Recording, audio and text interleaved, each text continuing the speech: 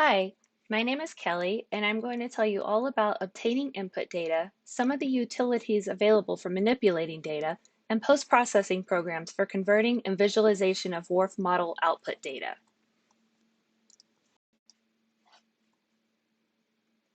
I'll start with discussing mandatory input data, and then some sources for obtaining data, and finally I'll walk you through the steps of downloading input data. We very often get the question, what data are mandatory for running WRF? On the left, I have all the mandatory 3D or atmospheric data listed for both data on constant pressure levels and for data on native model levels. At the top right, I have mandatory 2D data. This includes surface and soil data.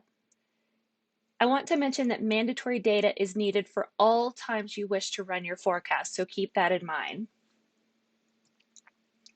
The oval here at the bottom shows recommended fields. These are not mandatory, but they are highly recommended, especially for specific applications. For instance, if you're running long simulations more than about 5 days, it's necessary to have SST data.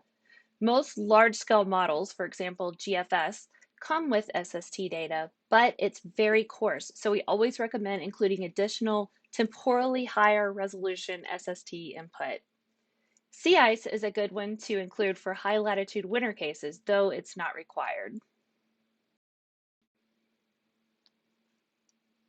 WRF can be driven by analysis and reanalysis products or other global or regional model output. These are some of the more common global analyses. Here you can see the name of the product on the left, followed by the temporal and spatial resolution. All of these products provide global coverage, and then we list the temporal availability. You can see that some of these data sets are only more recently available, while some go back many years. For example, the NCEP in-car reanalysis is available back to 1948, so you need to make sure the data set covers the date span you need. And finally, on the far right, there are links for obtaining the data. You can refer to the PDF format of this talk for easier access to the links. When you do download the data, always go for the highest resolution available for the area and dates you need. This should give better results in the end. This chart is just like the previous one, but these data sets only cover North America. Again, this chart setup is the same, but these data sources are geared toward climate applications, which are simulations spanning many, many years or decades. Climate data almost always comes in netCDF format, so once you download it, you'll need to convert it to intermediate format to be run through the metGrid program. I'll discuss this process a bit later. Many of the analysis and reanalysis products contain SST data. However, as I mentioned before, it's usually a very low resolution data set.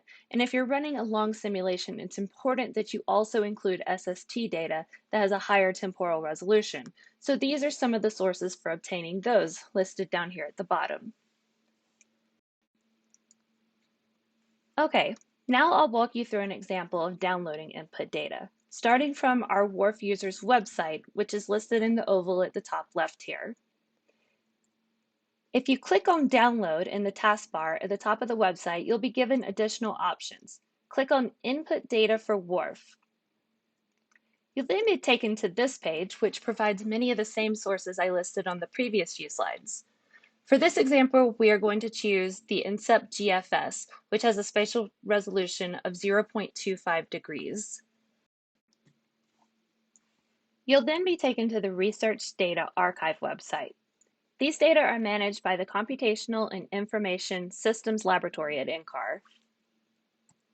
If you've never used RDA data, you'll first need to register. You can do this by clicking Register Now at the top. This is a quick process, and once you confirm your registration through email, you'll be allowed to log in. If you're already a registered member, you can simply log in. Once you get to the Data Informational page, click on the Data Access tab. Then you'll see a page like this, where you can click Web File Listing. If you happen to have access to the NCAR supercomputer, Cheyenne, you can instead click on the Glade File System listing to obtain data directly. Once you click Web File Listing on the previous page, you can click Complete File List on this next page. You will then choose the year you need, and then your dates of interest. At this stage, you'll choose the exact files you need. You need to make sure each time period is included by checking the box. If you have a lot of times you need, the RDA site provides the option to simply click the first and last time, and they will ask if you'd like to include all the times in between, so that's really nice.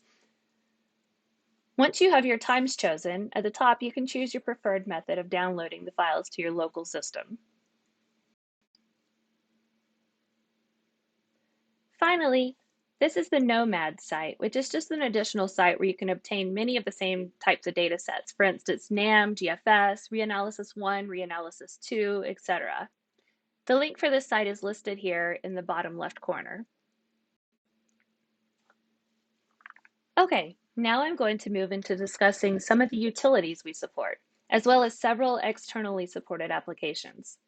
I'll start by discussing applications for GRIB and intermediate formatted data, then how to design a model domain, some various netCDF tools, utilities written specifically for using with WRF, a program called ImageMagick for converting graphical files, and then some special WRF output variables, the OBSCRID program for nudging purposes, and finally, the MET Plus verification package. Most input data will come in GRIB format, either GRIB1 or GRIB2. If you're interested in more information about these two types of GRIB files, you can follow the links listed here under Documents. If you'd like to do some decoding or reading specifics of the GRIB data, there are a few different options. For instance, WGRIB and WGRIB2 for GRIB1 and 2 files allow you to look at the headers in the data file, which is the plain English of all the information stored in them. Along with the WPS package file, we provide G1 print and G2 print executables, which again correspond to GRIB1 and GRIB2. These are found in the util directory inside of WPS.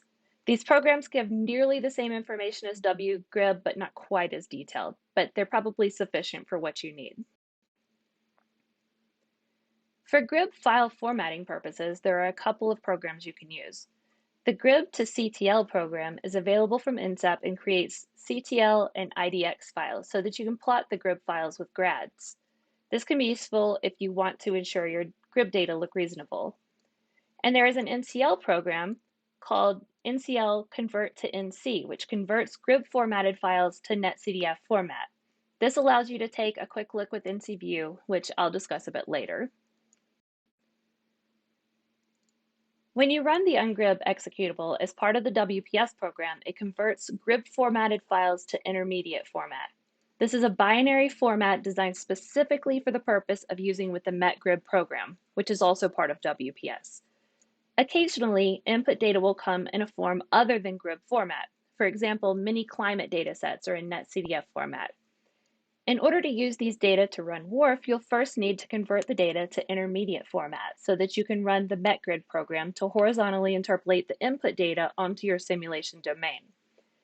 If you look in Chapter 3 of the User's Guide, which is linked at the top here, you'll see a section that describes the process for doing this, and this code shown here is just an example. If you're using netCDF input data, we do have a Fortran script you can use to convert the data to intermediate format.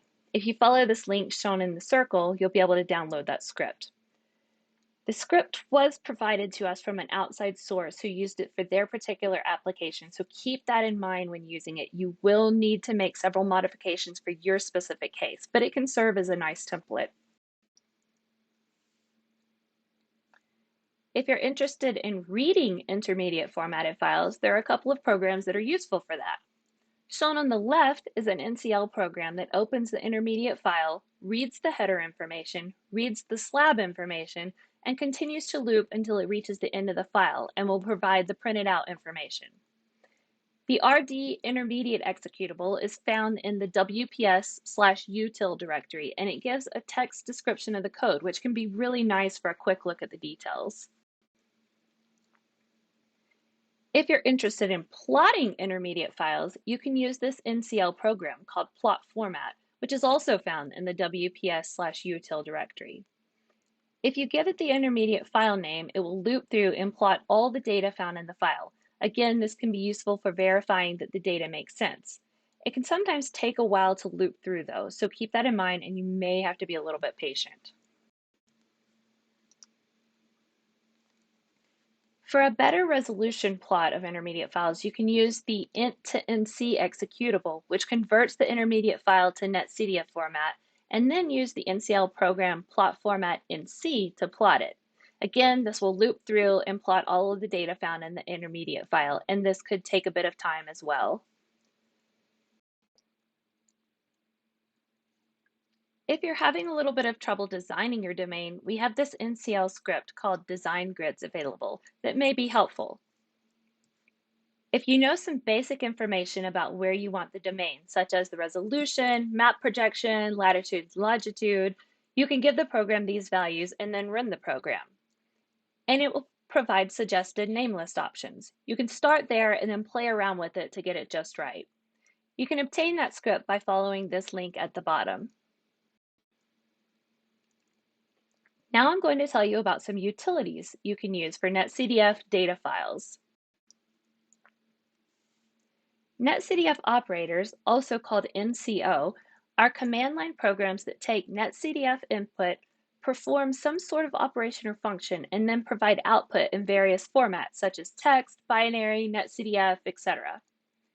These operators are free, and you can obtain them by following the link at the bottom of the slide.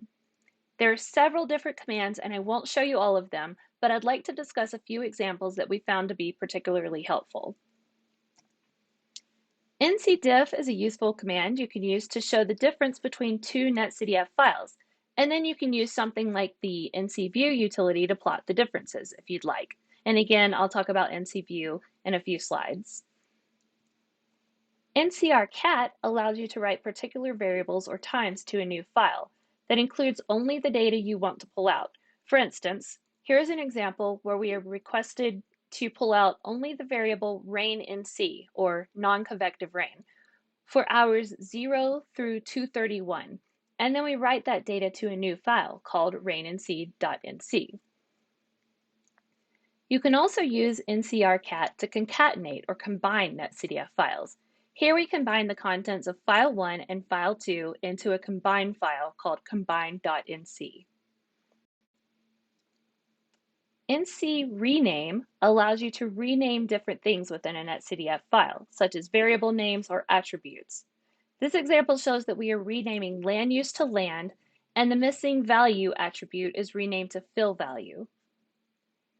There's also an NCO command called NCKS, where the KS here stands for kitchen sink, meaning this command does several different things. For example, you can extract a specific variable. Here we are pulling the raininc variable out of the WRF history file and putting it into its own file called raininc.nc. You can also split files. If we had a single WRF file that included 12 hours worth of output data, but we wanted to only look at a single time, we could split a file like this, asking for time 1-to-1 from the WRF file, and then put it into a separate file called WRF1.nc. And of course, these output file names can be anything you like as long as they have the .nc at the end. This is just a list of some of the other available NCO operators. I won't go into details, but refer to the PDF version of this presentation on the web if you'd like specifics. You can also get additional details from the NCO website.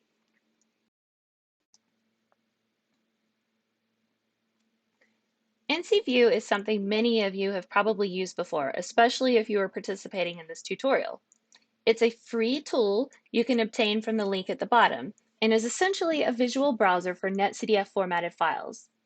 It allows you to do many different things with all the variables found within a netCDF file, such as look at time series, vertical cross sections, and if your model simulation crashed, you can also use it to detect where things may have started to go wrong. Shown here on the left, I have a time frame at the top with some funky looking pixels, and then by the next time, it turned all white and the model stopped.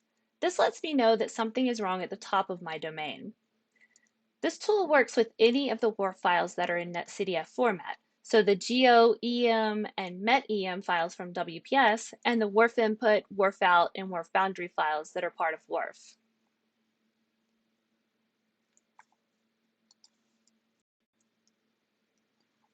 Within CView, you can also include boundary overlays, like is shown here for the United States.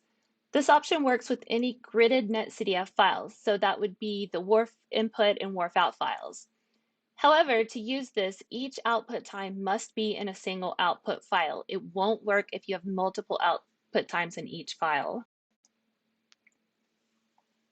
NC Browse is just another quick snapshot viewing tool, similar to NC View, but just with a different view. If you're interested in trying it, you can go to the link at the top. The NC Dump utility can be extremely useful for WRF output files. It reads a netCDF dataset and prints information from that dataset. You can choose to print out all of the data, but for a more reader-friendly printout, I suggest using the -H like we have here, which just prints the header information. If you're only interested in a particular variable, you could use this -V option to print out the variable you want. You can also look at the time information for a WRF output file or WRF boundary file, for example. If you use the -V times command, it will provide the header information, but includes each timestamp at the bottom of the printout, like is shown here. Moving away from netCDF, these are all the utilities that were written specifically for WRF files. The read WRF NC utility can read WRF netCDF files and then outputs various types of data. ARWPost can extract a particular area of your domain if you wanted to focus on only a small part, and it has the capability of thinning or destaggering the data. WRF interp can interpolate WRF output to several different level types, such as pressure, height above ground level, etc. It's also capable of performing underground extrapolation. pinterp is specific for interpreting data from sigma levels to pressure levels.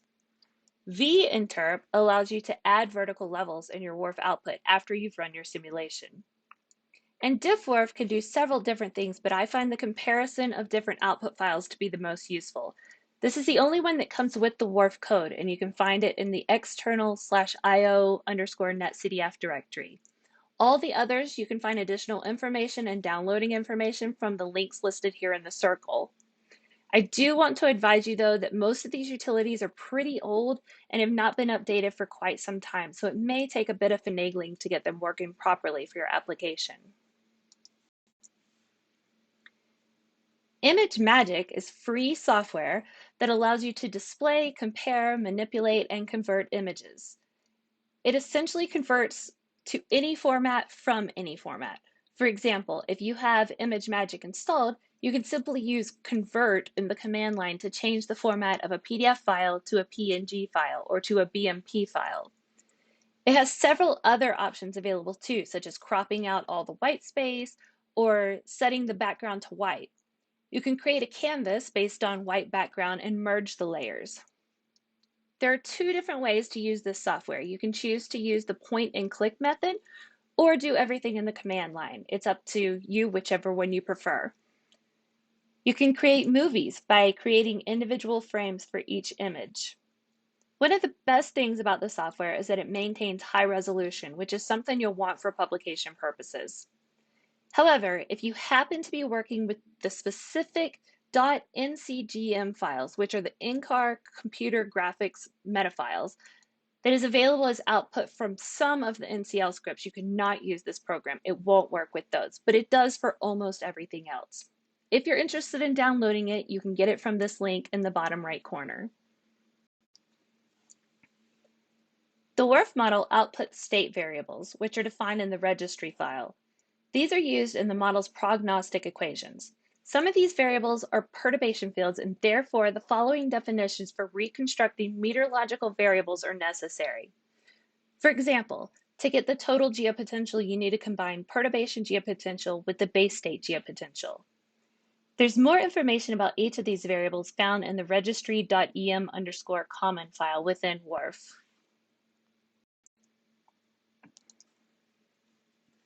Okay, now I'm going to talk about the OBSCRID program.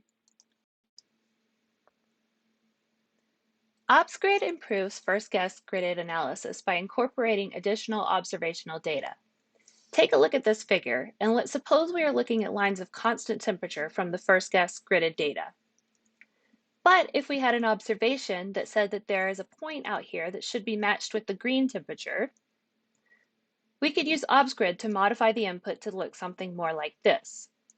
It's likely the OBSCRID program will not be something you need. Traditionally, first guess analysis came from low resolution global analysis and forecast grids. These days, higher resolution regional scale analyses are more readily available. It can be useful, however, if, for instance, for whatever reason, you must use some sort of older, very coarse data, or if you have access to some very high resolution point data. For example, if you conducted a field campaign and gathered a great deal of very high resolution data, you'll want to incorporate that into your simulations. To use OBSCRID, you first will download the source code. You then must configure and compile the code, and the code must be compiled serially. There's no parallel option for this utility, but that's okay because it runs very fast. You then will need to prepare your observation files. Each user is responsible for preparing their own data. You then make modifications to your name list and then link in your input data or your MET-EM files from WPS. After that, you just run the program.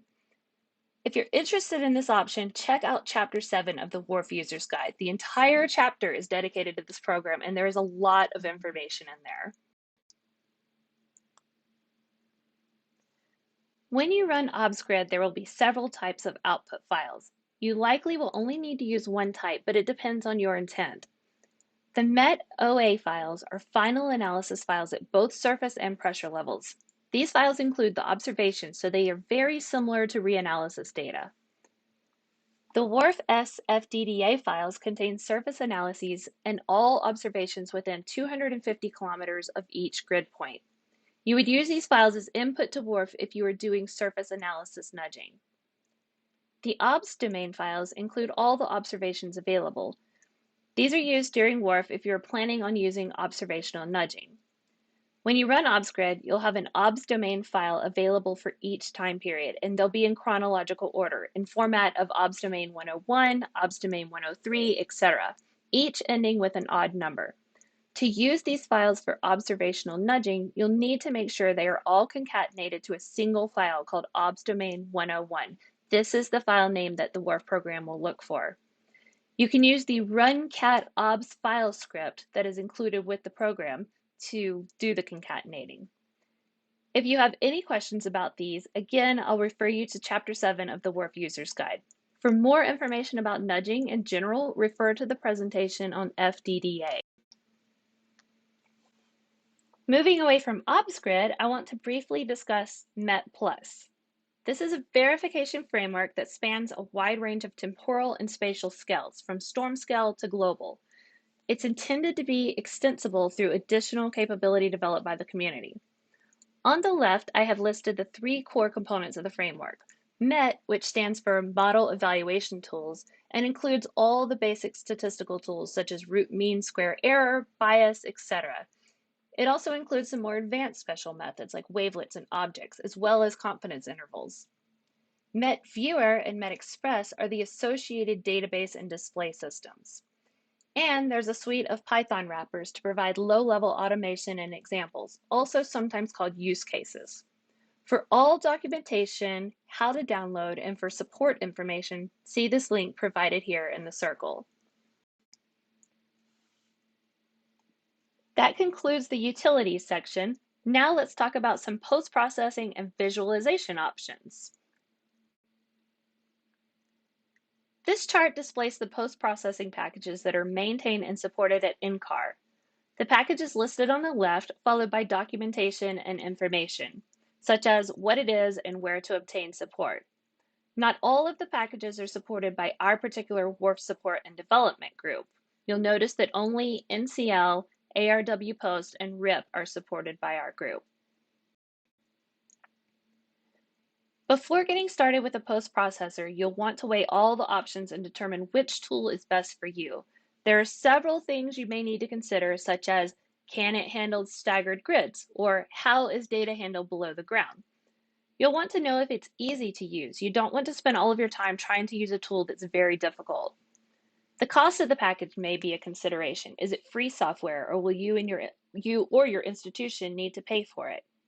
How well is the tool supported? This can be very important because if you get stuck somewhere, you want to know whether you'll be able to receive useful help along the way. Can it read your data? Also very important. There is no use in downloading and learning about a tool if it can't even manage your data. Along those lines, can it handle big data sets? These are data sets that are large, probably high resolution over a larger area or many months or years of data, such as climate output. And which functions does it include? And if they aren't available, how difficult will it be to add new diagnostics?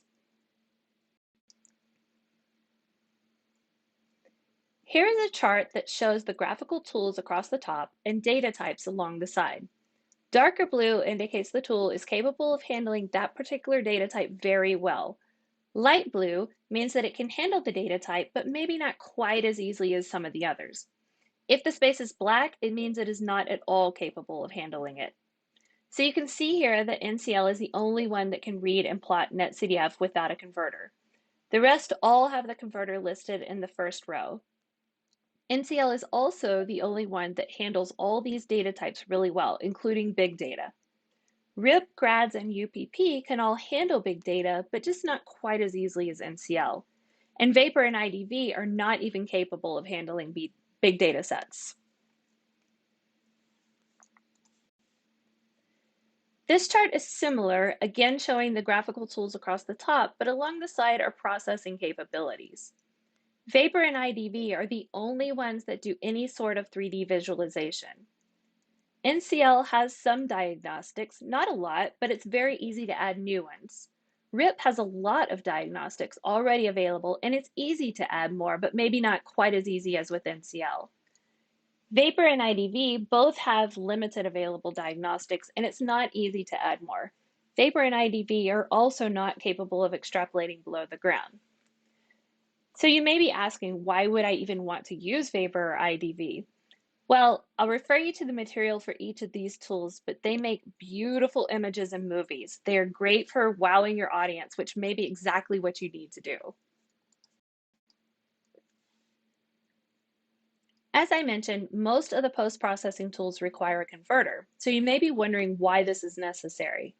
The reason is that WRF output is on a staggered grid with the U and V components on the sides of each grid cell and all other variables in the center, or otherwise known as mass points.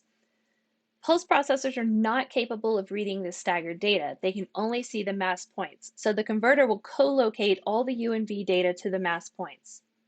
The converter is also necessary for translating certain variables that need reconstruction, as I previously showed, such as geopotential height or temperature. That our team support are NCL, ARWpost, and RIP. For specifics on NCL, please see the presentation specifically devoted to NCL, which includes a lot of useful information on that tool. That leaves us with ARWpost and RIP, so we'll start with ARWpost. ARWpost is actually the converter, not the post processor. It reads in the WRF output, does its converting, and then outputs in GRADS readable formatted files. If you want to actually display the data, you will need to use GRADS to do so. But you don't need GRADS for compiling ARWpost. You can compile it separately. If you have any questions specific to GRADS, use the link provided here. For downloading information, please follow the link in the blue circle. And if you're interested in trying an online tutorial with step-by-step instructions, follow the link in the green circle. Recall that all of our presentations are available via PDF format where the links will be clickable. These are just some example plots from ARWpost. You can do contoured lines overlaying another variable, such as is shown in the top left, showing lines of sea level pressure on top of temperature fills. You can do something that is grid cell specific, like this vegetation fraction plot that gives each grid cell its appropriate value. It's capable of doing cumulative precipitation over a period of time, and it can do skew-Ts. One of the cool things about the ARWpost skew-Ts is that there is a built-in overlay option where you can plot two different skew-T results on top of each other for comparison. If you're wondering why the plots all have this weird, what I call windshield wiper look to them, it's because it plots on map projections instead of an XY grid. These are some more examples of ARWpost available functions. It's capable of doing cross sections. For example, if the bottom left here shows a horizontal plane, I can specify where I want a cross section across that domain. And the top left is the resulting cross section showing relative humidity here. It also has a zooming capability, which can be useful for viewing things more closely.